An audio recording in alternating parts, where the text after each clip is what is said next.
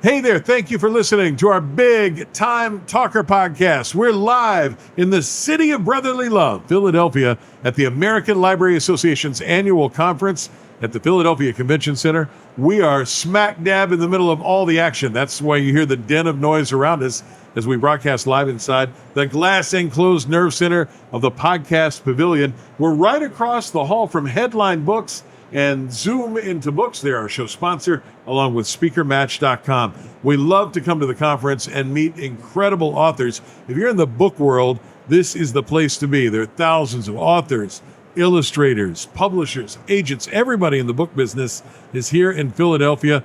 And Andrea Emily Stump is here in our studio.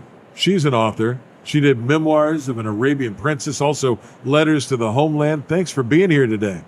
It is so great to be here. Thank you for having me.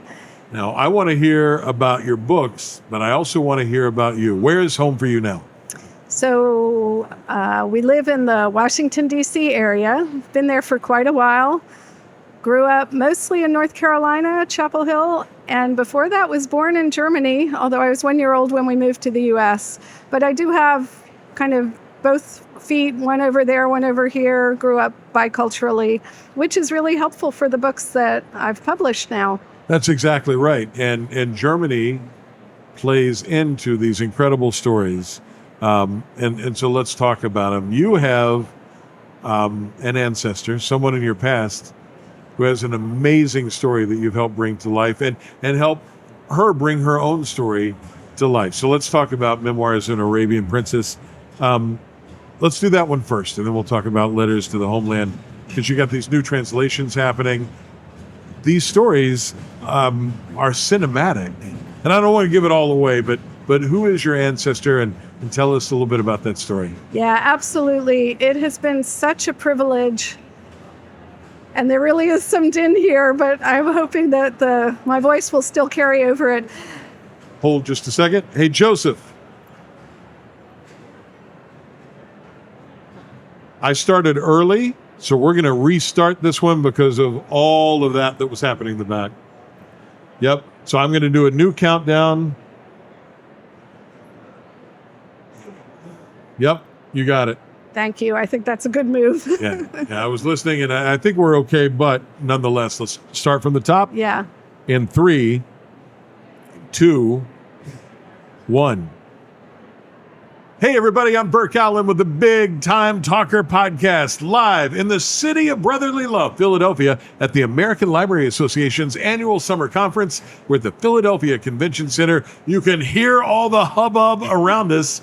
We're in the glass enclosed nerve center, a podcast pavilion here, recording podcasts with the incredible authors who are here, along with illustrators and publishers, book agents. Everybody in the book business is here in Philadelphia this weekend. And today we're going to talk with Andrea Emily Stump, the author of Memoirs of an Arabian Princess. The broadcast made possible by our friends at Headline Books and their Zoom into Books program, and by speakermatch.com. All right, let's get into it. Andrea has written a book about a famous ancestor who has an incredible story that she is helping bring back to life.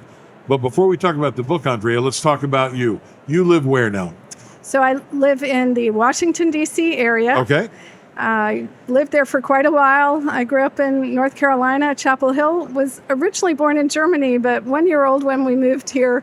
But it still gives me a foot in Germany, a foot in the U.S., and that's actually been very helpful for the books that I've put out now. Kind of plays into the story. You left there when you were what, a year old? 1 year old, yeah. So probably no affinity for sauerkraut at all then. No, we love it, and we go back to Germany whenever we can. So. Can you get good schnitzel in this country? That's the question. It's just the DNA. I mean, we carry the bread back over. We really, we can't help ourselves. Customs at Dulles International Airport must just love you. All right, Memoirs of an Arabian Princess. This is your ancestor. This is an incredible story. Set the scene. Who is this lady? Yeah, I have to say it has been such a privilege to look back into history. This is 19th century history. Okay. So Sayyida Salme. Sayyida is the word for princess in Arabic, at least the way Omanis use the word. And Salme is her born name. She was born in 1844 on the island of Zanzibar. Her Zanzibar. father was the Sultan of Oman. Zanzibar was an amazing place back then. It was just a remarkable time. And her mother was what they called a Surya, a concubine in the harem. So she was really born of royalty and slavery, but in that culture became a princess. And who is she to you? What's the relation? So she is my great-great-grandmother. Get out of here. And the most amazing thing is that looking back in history to get to know her, I actually have her own writings, which is remarkable. So wait a minute. So she wrote like a diary, or? In fact, it's much more of a story than that. First, she secretly taught herself to write. So we have to appreciate back then the girls were taught to read, but not to write. It was taboo. They were not supposed to write. Oh, man. She secretly taught herself. She got in trouble, but she's like, okay, you can't unlearn what you taught yourself. That's pretty incredible. So this is, again, your great-great-grandmother. My great-great-grandmother, born in 1844, ended up growing up in Zanzibar, but what makes the story partly so remarkable is she fell in love with a German merchant, which again is not something you're supposed to do. Yeah, I would say that's probably pretty taboo for a whole bunch of reasons, right? Absolutely. The women back then, they had to completely cover themselves to go out in public, so she wasn't even allowed to be seen, much less meet strangers. And then he's Christian and she's Muslim, and it was taboo. A whole thing, right? It was a whole thing. But she decided, was truly in love, that she wanted to spend her life with him. And so she ended up fleeing the island, got married. This is at age 21, 22. Right. And traveled with him to Germany and started a new life, basically self-exiled herself. She no longer was accepted, and probably fear of her life, to be in Zanzibar. So in part, what happened is that she, in Germany, ended up getting to know the West, had this amazing lens to compare the West with the East, and then had 3 children, it was a very difficult life for her, was feeling so badly that she thought, I have to write this down for my kids. They need to know where I came from. Right. And that was the origin of Memoirs of a Princess. She wrote the book essentially as a record for her children and was later encouraged to publish. And that happened in 1886. Wait a minute. Hold on. Yeah. So she, first of all, she's royalty. Yeah. And your great-great-grandmother learned to read and write. Yes. Pretty big deal back then. And then what she wrote was actually published like a book? Absolutely like a book. And she also published in German, which she didn't learn until her mid-20s. But, you look at the book, it's beautifully written. And she is, as far as we know, the first Arab woman ever to publish a book. So, kudos to the publishing company, for willing to put her book out there. But I didn't have to go far to find out about my ancestor. I had her own words. Did you know about this story? Did you know that you were essentially a descendant of royalty as a young person? Did you know what a big deal about this was? And did you know this story? So I knew that she was my ancestor. I knew that the book's Memoiren einer arabischen Prinzessin was out there, but I never took it that seriously. Did you read it when you were a younger kid? I think I had some kind of passing familiarity with it. Right, but didn't read it cover to cover. In a way that I really absorbed it. Yeah. So it was only much later in life. So first of all, in 1998, we took a family trip to Zanzibar. So that really got me excited about it. And I started already back then. This was, turn of the century for us. It was a first effort to translate, because I'm thinking I should get to know her and not just read her, but really get inside her words, really try to understand what she wrote. But I only did a third of the book, and then I got busy, and it sat for another 20 years until during the pandemic, I had a moment of time. You had time to do it. I should just see what happened to that translation. And I started, I found it in an old storage drive and picked up where I'd left off. And then a couple of months later, I was like, wow, I have a full translation now. Then I compared it to the old translations because Right. it had been translated in her time previously. And did anything, and I hate to use the phrase because it's cliche, get lost in translation? I think you put it perfectly because, yes, I was It was all jacked up. shocked. Yeah. The first translation that the family authorized is not bad, but it's somewhat sloppy. So, yes, a few things were lost. And also, it's kind of 19th century, a little more stilted English than we're used to. Right. The second translation in 1907 was, there were not really copyright laws back then. I would say a complete distortion of what she wrote. Oh, it was so really I bad. realized then and there I need to rescue her voice. So that's been my mission and my passion over the last years. So it's a story a lot of people don't know. And the book we're talking about, by the way, is Memoirs of an Arabian Princess. There's a second book called Letters to the Homeland. If there were one thing that you wanted readers to take away about your great-great-grandmother and all the amazing things she was able to accomplish in that story, is sort of one thing that's the takeaway? I'll mention two things if you allow me. Sure. The first is, as you say, it's not a story many people know. It is a fascinating time in history. And there's a lot of complexity. People have no idea, growing up in the U.S., we're not taught about the Indian Ocean. This little country, Oman, this city, Muscat, which was a great trading power at the time, had control of the east coast of Africa all the way down to Zanzibar. It was an amazing trading hub. A lot of things were traded, including slaves, which really adds to the history. Sure. And even her mother was a slave. She was a concubine, Surya, purchased into the harem. So very interesting history to learn about. So that's the first thing, is that she really writes almost ethnographically, describes a piece of history, the life inside the harem, what that society and what that history was all about. But the other, which is really even more compelling, is that it is still so relevant for today. In what way? You can hardly believe it as you read it. It triggers so many questions and perspectives that make the reader of today really reflect and say, oh, that's interesting. And how does, compared to what we're doing now, yeah, wow, I should really think about that.